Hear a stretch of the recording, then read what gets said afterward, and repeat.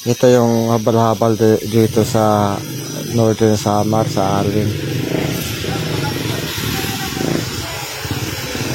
Ito kasi sila mga dayo pupuntang Kapakungan sa Caba Beach. Baka doon sila pupunta o kaya doon sa Imaga. Hindi ko lang alam kung saan sila pupunta kasi yung isang habal-habal namin yung nakuha sa kanila, bali doon sila sasakay. Kami wala pa kasi kaming pasahero, eh siya yung nakauna kaya dyan sa kanya sumakay. Bukod doon may mga kasama pa rin na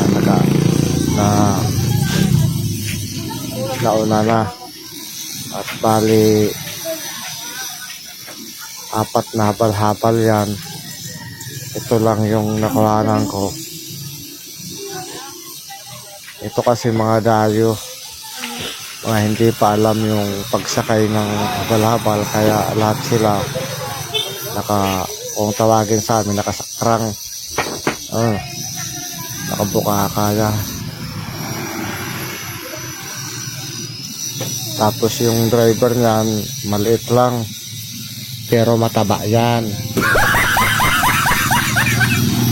Yung nagpahuli pa yung malaking tao, tapos mataba pa.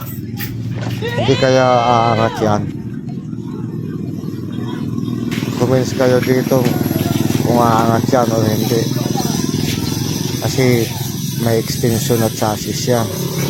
Baka 22 inches or ang ano yan, yung extension ng chassis. Tapos dalawang kadena na yan. Yan, sumakay na yung lalaki. Papunta sila ng Kapakungan, o kaya tawagin Caba Beach. Parang kada na. Ingat kayo, mangat-angat pa kayo. Wow, thank you.